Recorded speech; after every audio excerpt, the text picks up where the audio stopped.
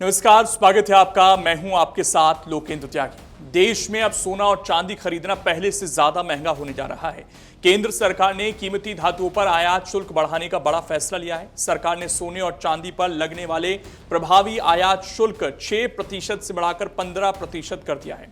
इस फैसले के पीछे सरकार की सबसे बड़ी चिंता विदेशी मुद्रा भंडार पर बढ़ता दबाव और लगातार बढ़ रहा व्यापार घाटा माना जा रहा है। सरकार का मानना है कि भारत में हर साल भारी मात्रा में सोना विदेशों से खरीदा जाता है, जिससे बड़ी मात्रा में डॉलर बाहर जाता है। ऐसे में अगर आयात कम होता है तो देश की विदेशी मुद्रा बचाई जा सकती है और रुपये को मजबूती मिल सकती है। माना जा रहा है कि नए फैसले के बाद सोने और चांदी की मांग में कमी देखने को मिल सकती है। आपको बता दें कि प्रधानमंत्री नरेंद्र मोदी ने भी ये अपील की थी कि देशवासी एक साल तक सोना या चांदी खरीदने से बचें। नई व्यवस्था के तहत सरकार ने 10% बेसिक कस्टम ड्यूटी और 5% कृषि अवसंरचना एवं विकास सेस उपकर लगाया है।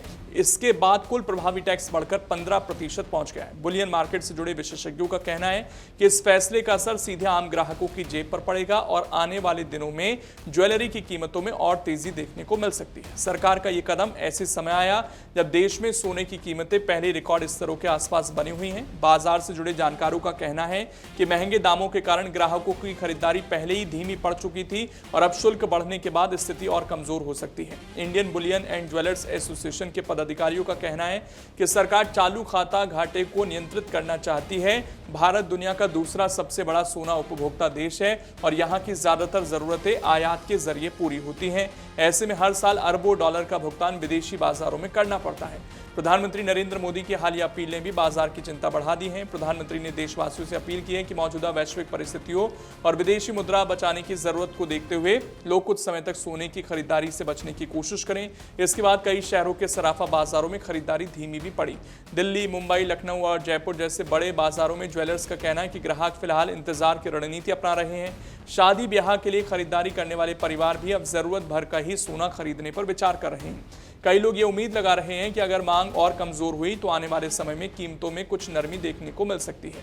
हालांकि कारोबारियों का कहना है कि बड़ी गिरावट की संभावना कम है। उनका तर्क है कि अंतर्राष्ट्रीय बाजार में अनिश्चितता, डॉलर की चाल और वैश्विक तनाव के कारण सोना अभी भी सुरक्षित निवेश माना जा रहा है।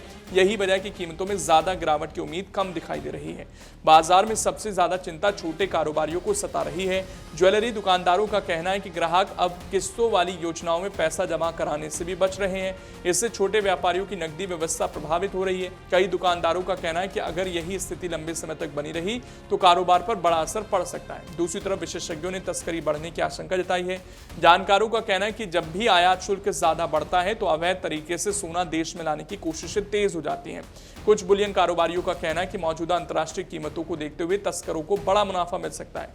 गौरतलब है कि भारत ने पिछले साल आयात शुल्क में कमी की थी, जिसके बाद तस्करी के मामलों में गिरावट आई थी, लेकिन अब दोबारा शुल्क बढ़ने से एजेंसियों की चिंता बढ़ गई है। माना जा रहा है कि आने वाले महीनों में एयरपोर्ट और सीमावर्ती इलाकों में निगरानी और सख्त की जा सकती है।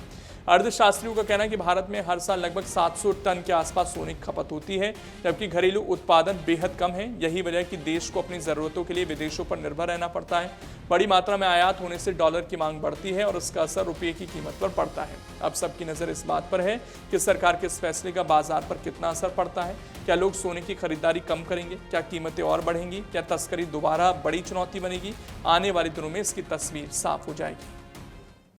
अगर आप ये वीडियो YouTube पर देख रहे हैं तो हमारे चैनल को सब्सक्राइब कर बेल आइकन दबाएं और Facebook पर देख रहे हैं तो हमारे पेज को लाइक करें।